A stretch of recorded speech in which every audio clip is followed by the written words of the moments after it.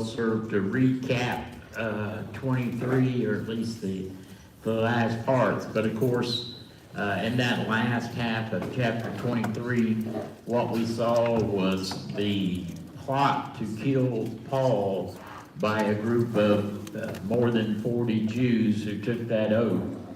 And God's providence and Paul's nephew hearing that plot, going to Paul in prison there in Jerusalem and letting him know, and Paul sending him on to the commander Lysias. And then we saw that Lysias, realizing at that point how deep the hatred was for Paul by the Jews, and recognizing that he was the source of a legitimate source of a potential uprising that would be devastating for Lysias and his garrison, snuck him out of there in the middle of the night. And then toward the end of the chapter, we saw how he sent so many soldiers with Paul that he really stripped his garrison at a time when he needed that. And so right at the end last week, we saw those who could go back, everyone except the cavalry basically, hightailing it back to Jerusalem. One thing that we didn't have time to mention there that I think is important, it's not only the fact that he took most of his army and sent it with Paul, it's the fact that if they don't get back, what's going to happen that next morning? The Jews are going to find out that Paul isn't even there anymore, and they're going to be very unhappy. So he wanted that main body of soldiers back before that happened, and so that took place. And so we left off last week with him just entering into Caesarea. I guess maybe for a little understanding ahead of time, because there's going to be a comment in here about Felix. And remember, we met Felix last week. No, what kind of guy did we say he was? Bad guy. Not a great guy, not a great guy. Again, as I said last week, I would tell you that as far as a single individual goes, he probably had more to do with causing the Jewish rebellion than any other person. So that's quite a statement, but that's how alienated he made the Jews over the course of his time, which was several years there. So, but he is in Caesarea. Remember, that's the capital for the Roman province there. And so he is there. Who else is there in Caesarea, and who has been there in Caesarea in the past? A couple of prominent names I wanted to remind you of going in. Rocky? Philip the evangelist, we just saw there, just a few days past as they were going on their way up to Jerusalem. And we talked then about Philip having a long time ministry there. So that would tell you that there are a lot of Christians in Caesarea, and I just wanted to remind you of that fact. What other very prominent name is associated with Caesarea that we've already studied? Peter. In what way? Well, he used to live there. I mean, that was his home base, wasn't it? Yeah. But you're right, he's not the name I'm looking for, but he's part of the story I'm looking for. No, we met them. How about Cornelius? So, going all the way back to Peter's preaching to Cornelius and his household, there would have been a strong Christian presence there. And then undoubtedly when Philip came into the area, that's probably one of the things that caused him to set up shop there, if you will, was the Christians as a result of that. But just to get it in your mind that this is not a region where Christianity is unknown or anything. Cornelius, remember, was a notable person as well as that event being of such great importance. All right, so starting there in chapter 24, verse 1, after 5 days, the high priest Ananias came down with some elders with an attorney named Tertullus, and they brought charges to the governor against Paul. After Paul had been summoned, Tertullus began to accuse him, saying to the governor.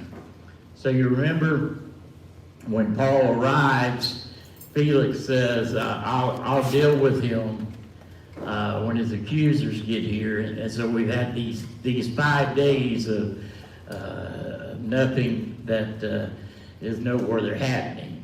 I want to try and set the stage here with a lot of things, because this, I don't know how many of you like the legal dramas, but this is a great script for a legal drama on today's television. It's got pretty much everything. I'm pretty sure Netflix will make a documentary out of it today, and that's what we'd have. But as far as the time factor, it's been 5 days since he came. Now, a little later on, we're going to see Paul himself talk about 12 days for his total. So that total includes several days in Jerusalem, and then these five days as well. So we talked about Caesarea and why we're there. We talked about the judge. Who are the accusers? The Jews. Jewish leaders. So that's primarily the high priest. Who's the attorney? Tertullus. Tell me all we know about him. That is it. Thank you. Bonnie and Nona had that answer ready. Again, one of those characters that draws a lot of attention. People love to speculate on.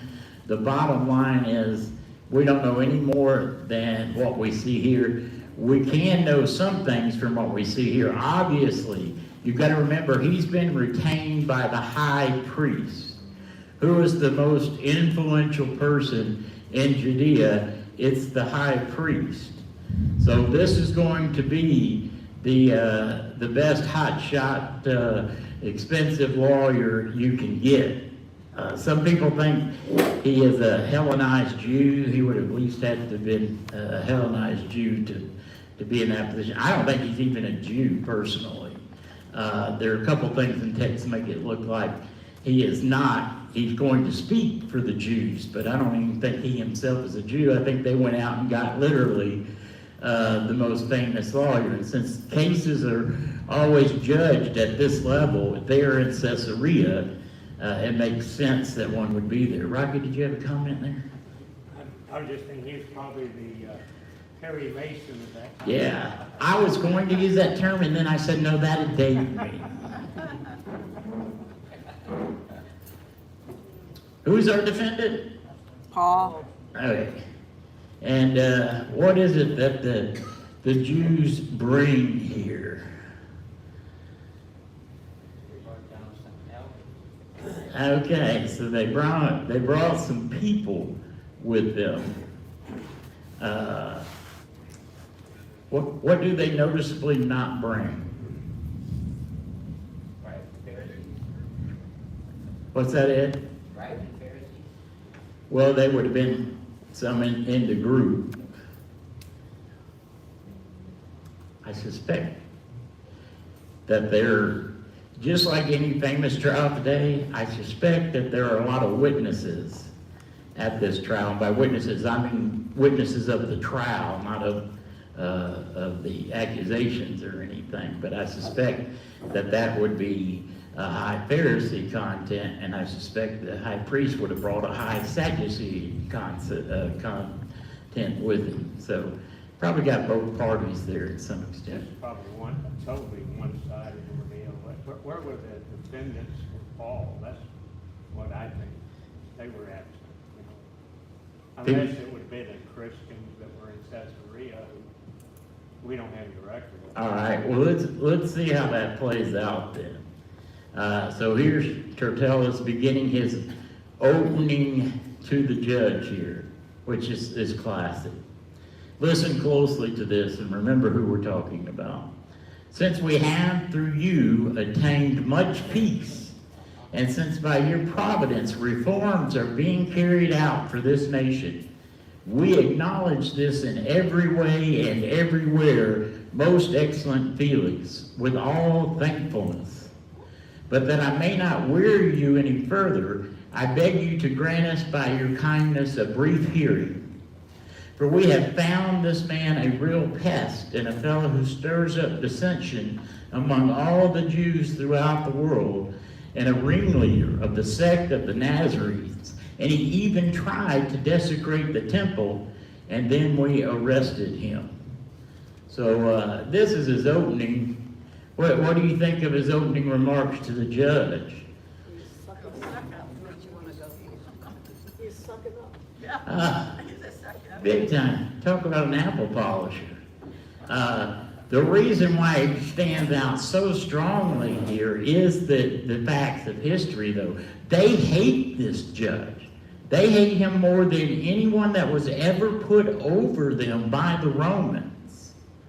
Like I said, he is the reason there's going to be a rebellion.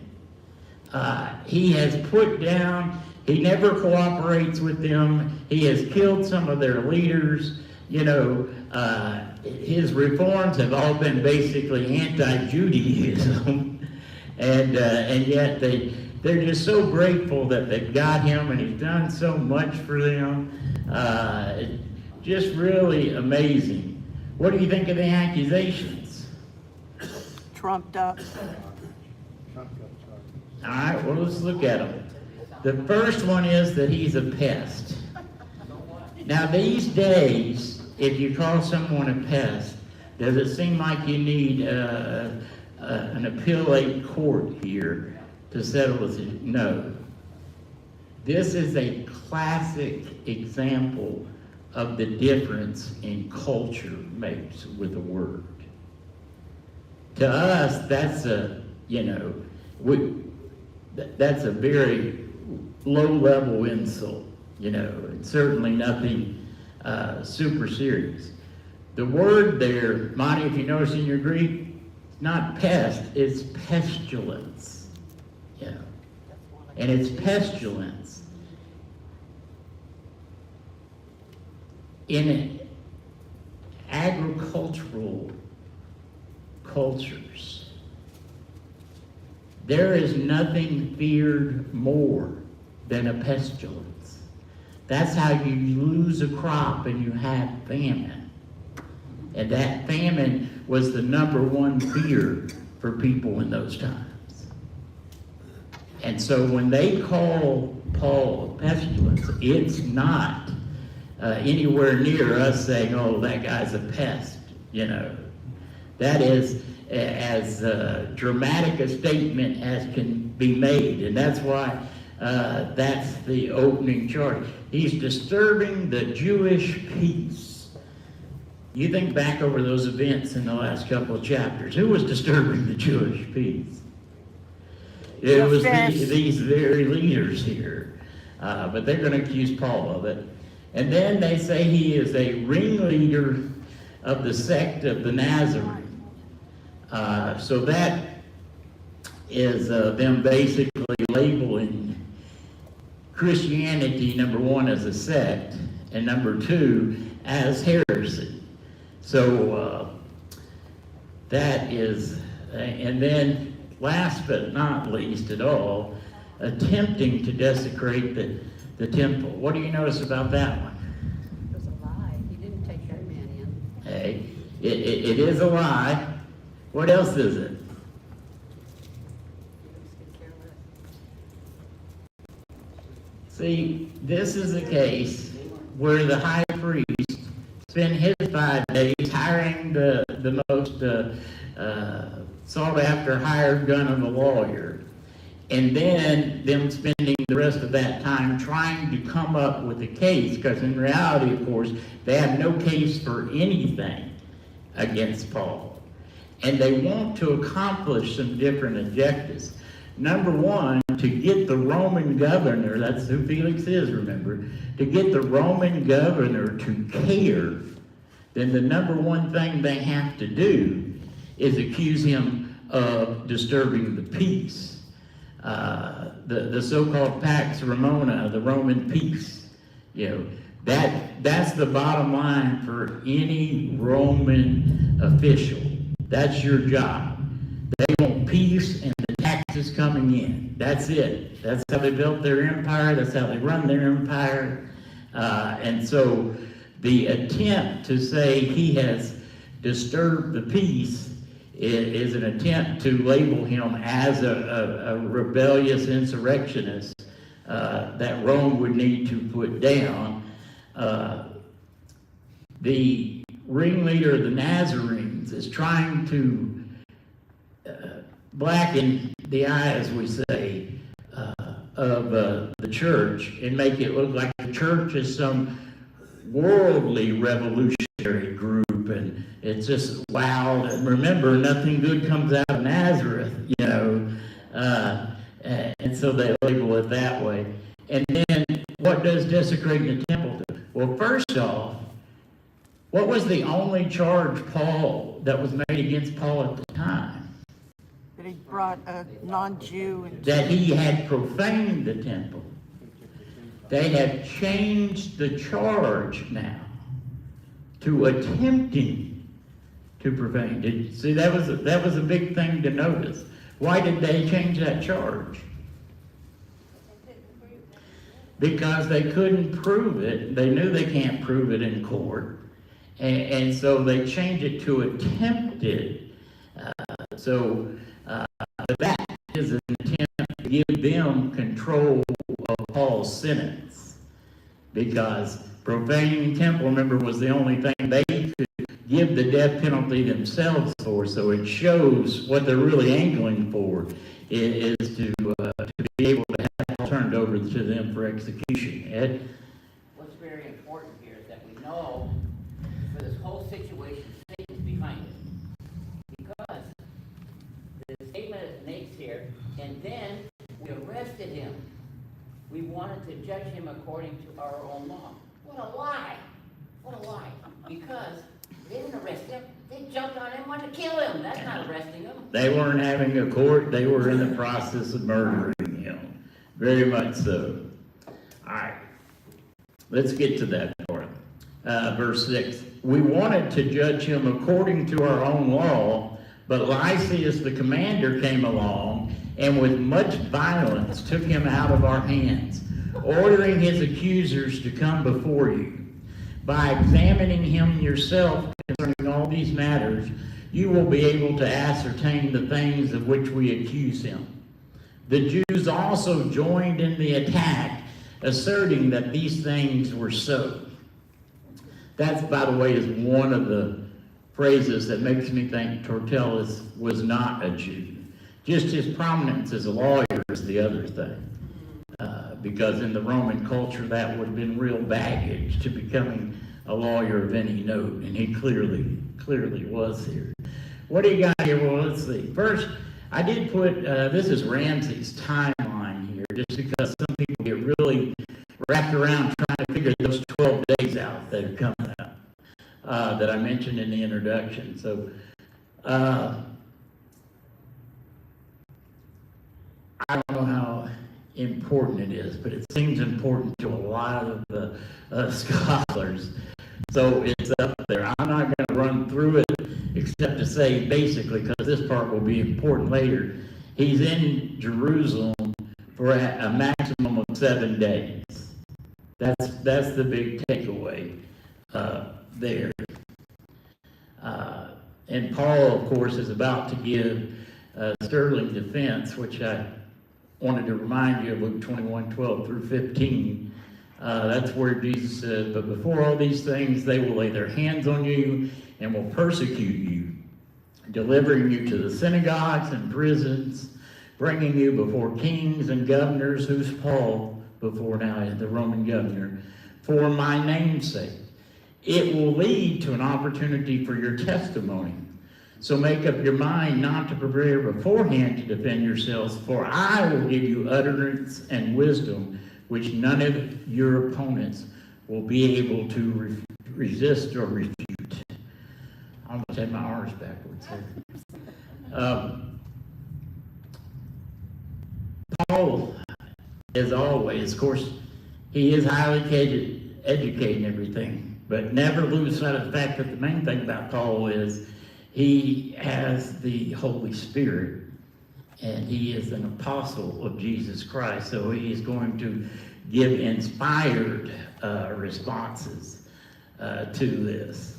If we go, and I want to go back to those verses, Ed brought us verse 6, but look at verse 7. Lysias came along and he did what?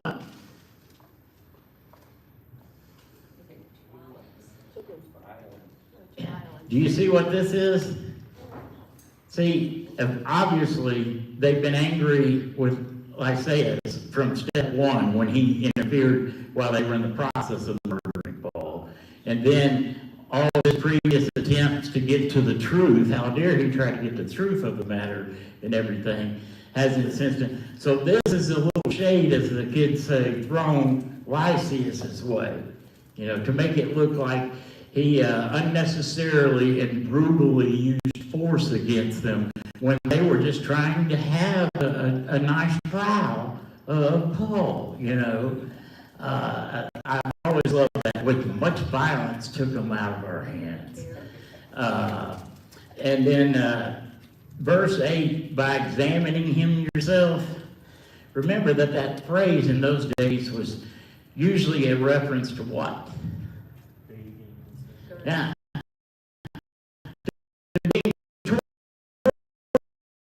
they're opening arms, you know, he's a guy, he's the leader of a rebellion against God and Rome, as well as the Jews, and he's attempted to desecrate the temple. And remember, that is a trigger phrase as well, because what started the last successful Jewish war, the Maccabees? It was the desecration of the temple. And so that's a trigger phrase that they throw in there to try and get this Roman governor to say, oh, this is our worst fear. This guy is the means of trying to accomplish our worst fear. We've got to stop him. Those Jews joining, not what we expect. All right, let's look at verse 10 and following. When the governor had nodded for him to speak, Paul responded, knowing that for many years you have been a judge to this nation, I cheerfully make my defense, since you can take note of the fact that no more than 12 days ago I went up to Jerusalem to worship. Neither in the temple, nor in the synagogues, nor in the city itself did they find me carrying on a discussion with anyone or causing a riot. Nor can they prove to you the charges to which they now accuse me. Back at the beginning of this, when I said what's noticeably absent from that Jewish argument, there's no reference to proof, and there are no proofs for any of the charges. And so Paul is quick to point that out. How did he refer to Felix there, speaking of Paul, in verse 11? 10 and 11 there. Yeah. Acknowledging how long you've been there.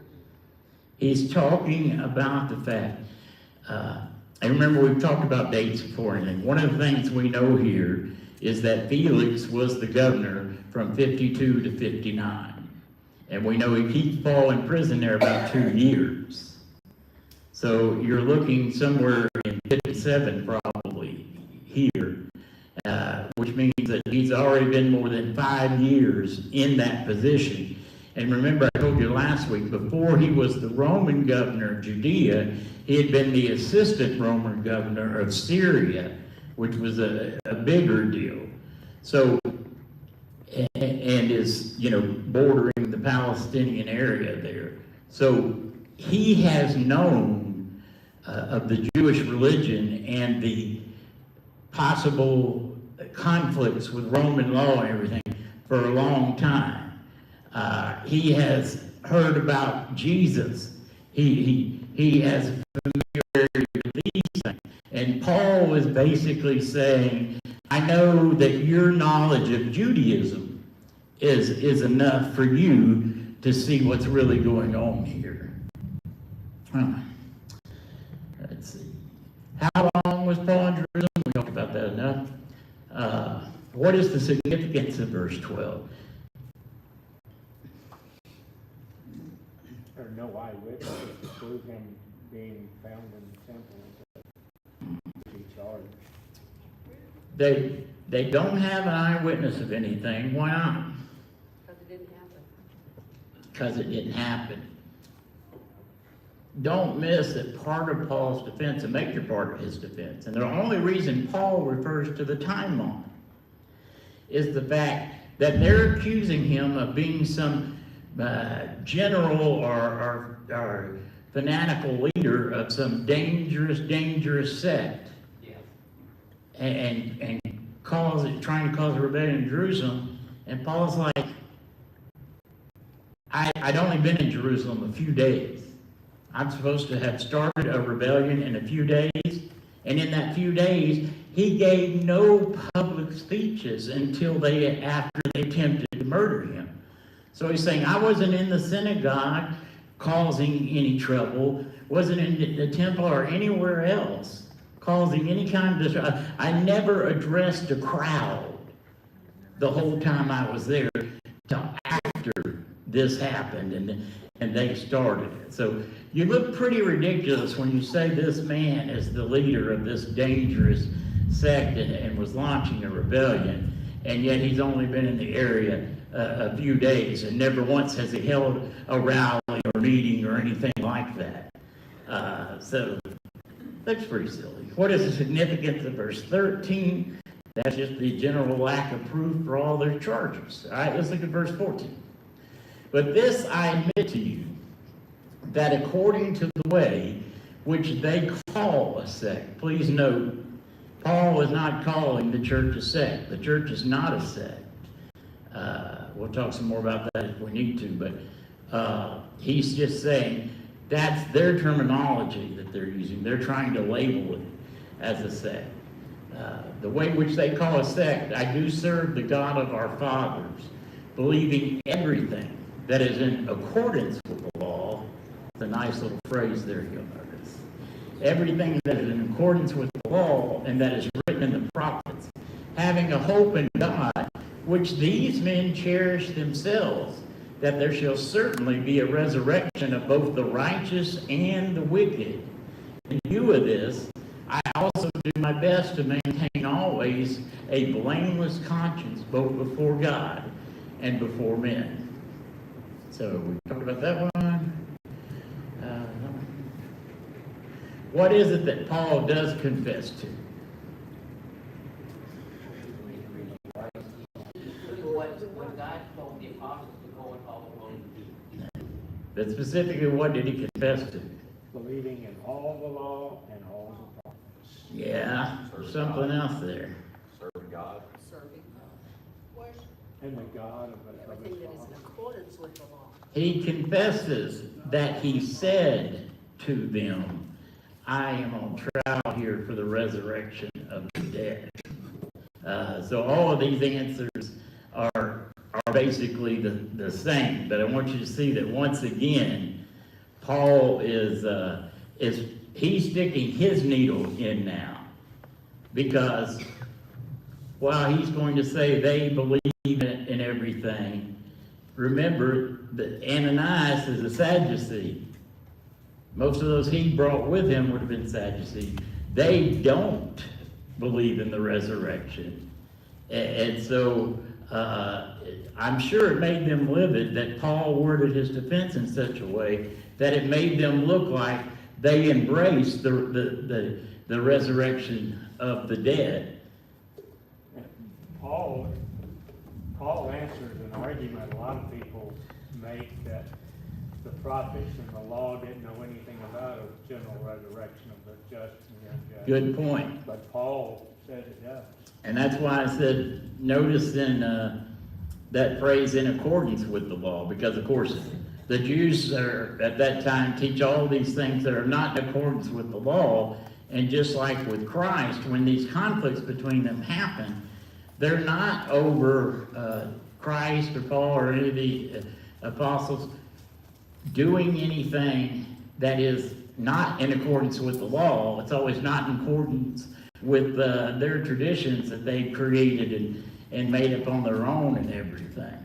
So he says, I serve the God of our fathers. What is the significance of that? That's highly significant, by the way, for this situation.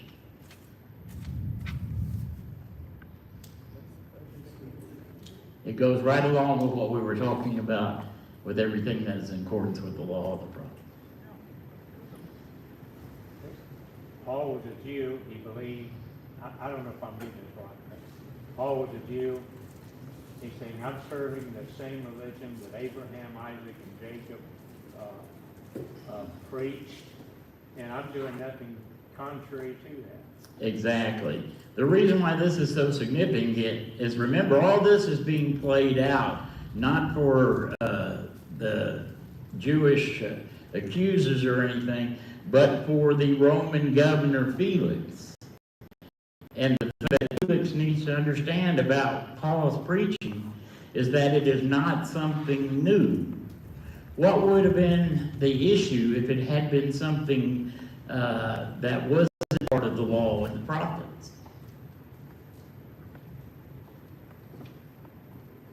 Think of the Romans' oversight.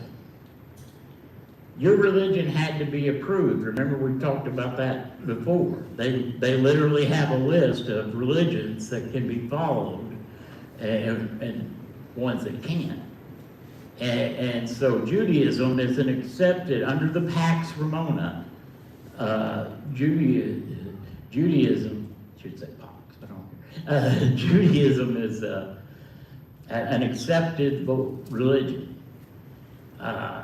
So Paul is establishing the fact that this is not some new sect of Judaism or anything. This is what Judaism is all about. This is what Judaism is for, is to lead to this. And so it's no violation of Judaism, quite the opposite. It's just like Jesus again said, you know, I come not to destroy the law, but to fulfill the law.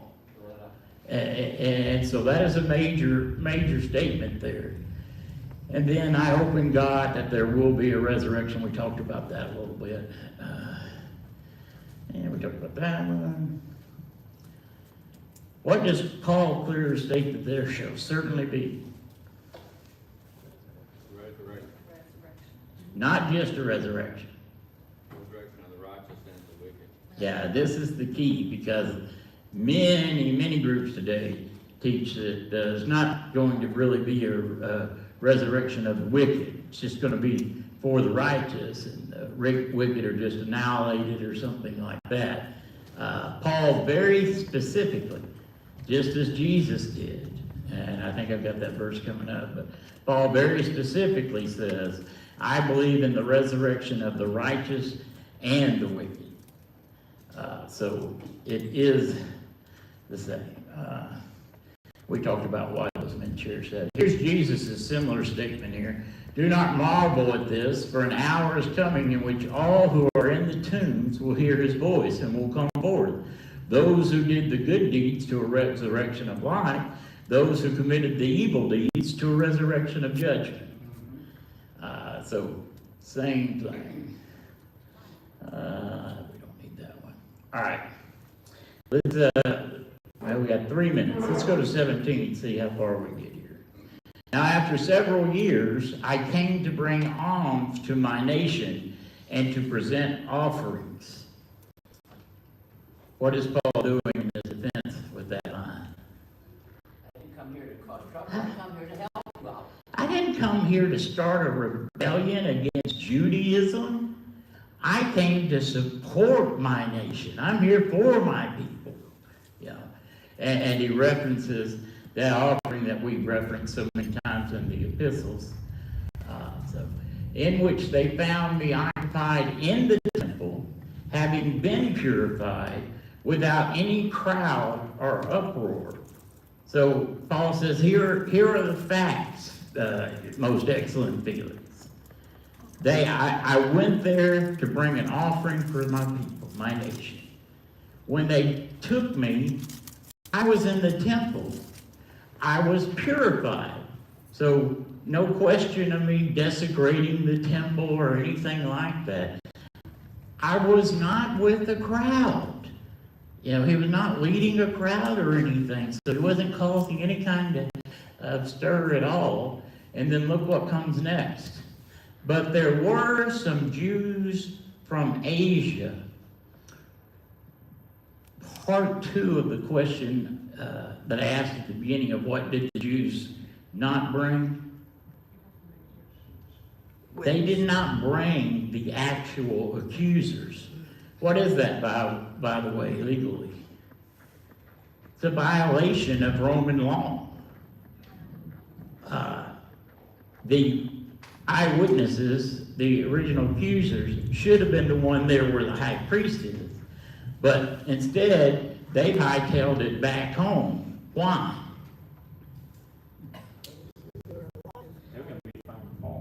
If they stand there and give eyewitness testimony that is false, they risk an execution of themselves. The Roman courts did not like people wasting their time. And so there are several laws that very much come into play during Paul's imprisonments and trials that tie back into the fact that the Romans did not believe in allowing anyone to waste their time in their legal system. If you were found with a frivolous lawsuit by them, you were found with your head cut off next. You know, they didn't have that. That'd be a good thing today with all the frivolous lawsuits going on. It does seem like it might help. All right, I appreciate your attention this morning. We're out of time. Lord willing, we'll take up there next week.